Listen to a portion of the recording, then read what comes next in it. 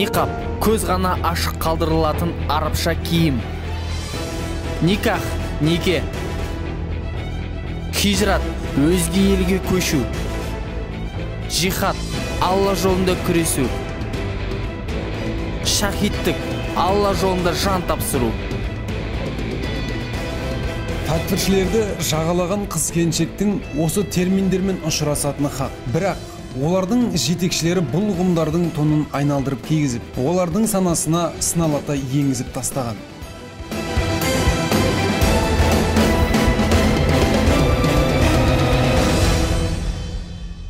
Үш нәрсеге күпірлікпен айыптайды. Күпірлікпен айыптау деген жеке адамды сен кәпірсің дейді, немесе бір қоғамды мынау кәпір қоғам дейді, немесе бір мемлекетті мынау күпірлік мемлекеті деп бір мемлекетті айыптайды. Қазақстан мұсылмандар діни басқармасының 2013 жылғы пәтуасы бар. Ол пәтуада осы тәкфиршілердің жат ағым, жат пиғылды екенін атап өткен болатын. Және де жалпы бұл пиғылда болған адамдар көбінесе біздің қоғамымызға, біздің еліміздің ұстанып жатқан саясатына қарама-қайшылық өте көп. Қоғамға келтіретін зияны. Мен сіздерге бір мысал келтірейін өмірден. Өткенде мынау Атыраудан имамның есін айтпай қойын, енді белсенді бір ініміз бар, қатысып жүрген. Сол әңгімелесіп екеуміз отырған уақытта жалпы жастардың имандылыққа бетбұрыстарын сұраған уақытта бір күні маған бір қария әже келді дейді. Ағашына сүйенген, ашуланған соншалық зорға ағаштың үстінде тұр дейді. Қасында баласы бар, келіні бар. Ей имам деді. Мұна менің келініме түсіндіріп айтыңызшы. Больницаға жатып еді. Больницаға жатқаннан кейін өзі намаз оқиды екен. Апам да, інісі де, баласы да, келіншегі де. Қазір де мен күйеуіммен жатпайтын болды дейді. Неге апа деп себебін сұрадым дейді. Білмеймін, бір-екі жігітпен телефонмен сөйлесіп еді, олар келіп, күйеуің дұрыстап намаз оқымаса, тиісті шараларын қолданбаса, демек ол кәпір. Ал кәпірмен мұсылман елге жатуға болмайды деп құлағына құйып кетіпті. Сондықтан қазір балам бөлек жатады. Ал бірақ келінім түнімен телефонмен жаңа кісілермен сөйлеседі дейді. Енді ойлаңыз осыдан. Қандай бұл ақылға қонымды? Бұдан бір неке бұзылып жатқан жоқ па? Отбасы қирап жатқан жоқ па?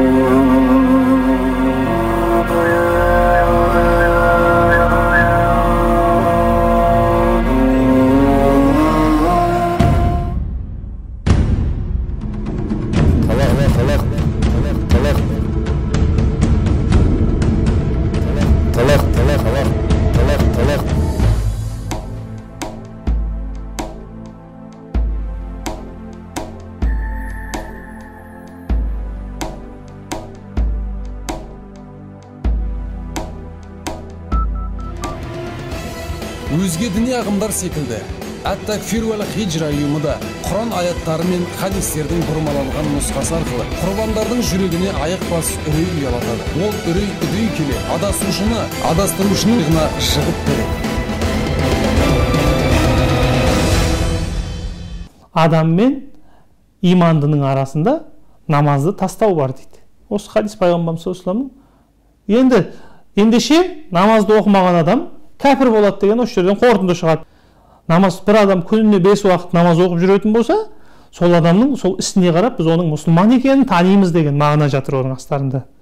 Жоқ, мұсылман еместердің намаз оқымайтынның барлығы жаңағы кәпір деген қорытынды шықпайды. мысалы алладан қорықпайсың ба, неге сен ашық шашық, неге сен жалаңаш жүресің, көзіңді ғана ашық қалдыруың керек, соншалықты тақуа болмасаң сен қалай бұл өмірде өмір сүресің, қыз баланың міндеті ол денесінің бәрін жауып жүру керек, қара киіну керек деген жаңағы уағыздармен қыз баланы алдымен нихабқа шақырады. Екіншісі никахқа. Егер Алла Тағала рұқсат берген болса, мынадай да аят түсер ме еді? Бұл Нұр сүресінде 33-ші аятта келеді.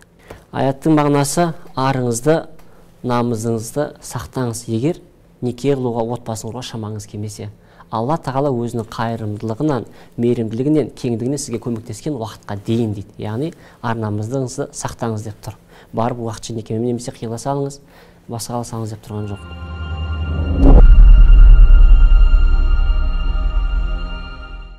Мен алдымен ағайын туыс таныстардан бөліндім. Сосын өзімнен бөліндім. Өзімді емес, өзгені тыңдай бастадым.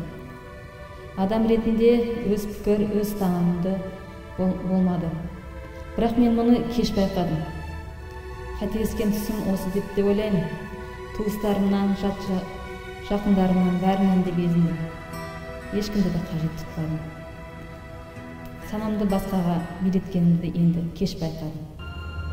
Танысу, сену, басыру, байлану, шыға алмайтын шыңырауға түсу. Осылайша өз-өзін орға жыққан қыздың қадамына сан мың пәле жағаласып, жанында, тәнін де арамға байлайды.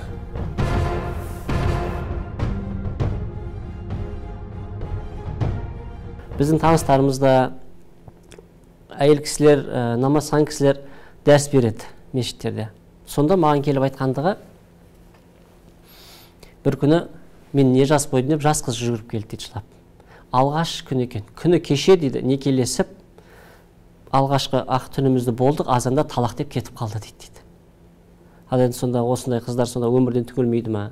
Немесе Құдайдың өзі сақтасын, енді басқа бір жат пиғыл теріс ағымның ықпалына кетіп, кекшілденіп, өміріне түңілденіп, келешек аналарымызға жағдайы не болмақ? Ресми дерек емес, бір деректе кеткен адамдардың 80%-на жуығы өмірмен қош айтысқан дейді.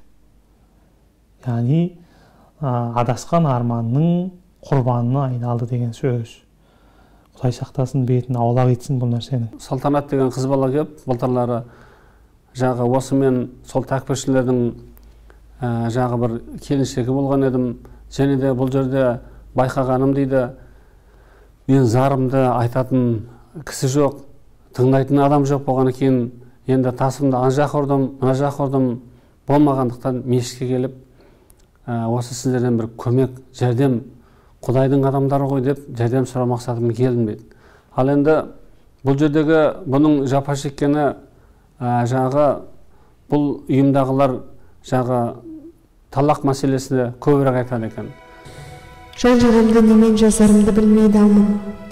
Жүзімді көрсетуге бетім жоқ. Тіпті айтарға сөзім жоқ.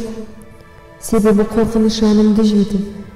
Егер мен әлде де аузымды ашар болсам, тағы да сол жан түршігер жерде тағдырым сынға түсе ме, арым туталақай бола ма деп қорқамын.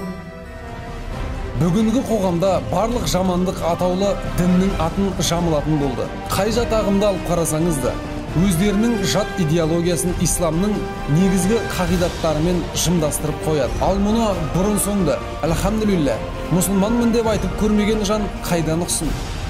Тағы да сол сауатсыздық сан ұрғызып, сіз қаскүнемдер құрған торға өзіңіз-ақ барып түсесіз. Бұл ұйым жалпы өрмекшінің ұясы сияқты. Түскен адам құтылуы қиын. Олар әдетте байқайсыз ба? Көбінесе тақуа көрінеді. Тақуа көрінеді, ананы істеуге болмайды, мынаны істеуге болмайды, ана үйтуге болмайды, мынаны бүйтуге болмайды деп өзінің бір шектеулері арқылы адамды шектеп тастайды тағына.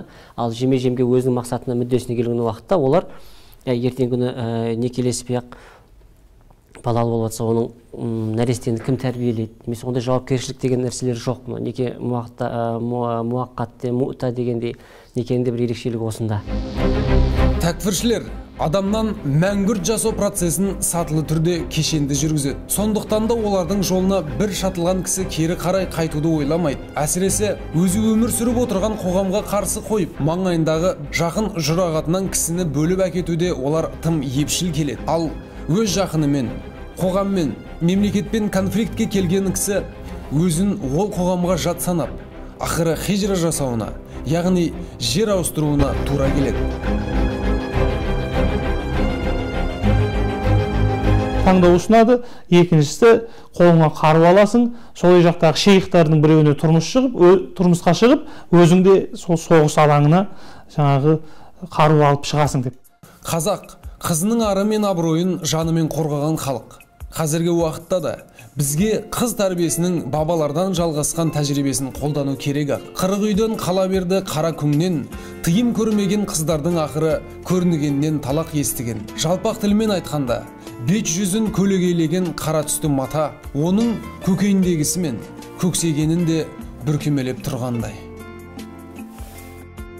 Қазақта сөзі бар айна, қара жамылды дейді. Қара жамылды деген сөз ол қаза болды. Ол үйде қаза болды. Дүниеден кісі өтті деген мағынаны білдіреді. Қара жамылды деген ол ауыспалы мағынада айтылады. Ол жаңа қара киім киілді деген сөзді айтпайды. Ешқандай біздің апаларымыз, ешқандай біздің ұлы әжелеріміз, кейуаналар қара жамылдық еш уақытта кимеген.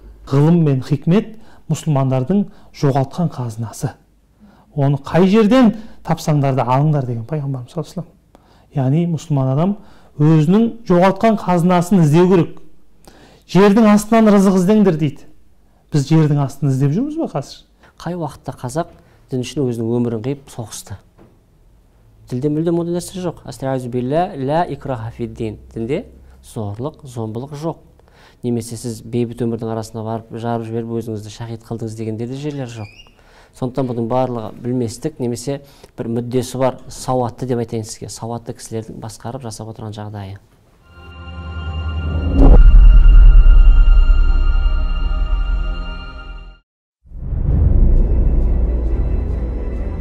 Адасқан қазақ қызы, сіз болашақта құрсағына құт қондырар анасыз. Ал бұл қасиетті атау жүрегінде ізгілік ұялаған, ары кім көрінгеннің табанына тапталмаған, иманы жүзін жылытқан, салт дәстүрінен безінбеген пәк аруға ғана тән. Ал қара түсті ниқап сіздің қара көлеңкелі ғұмырыңызда жасаған күнәларыңызға бүркеме бола алмайды.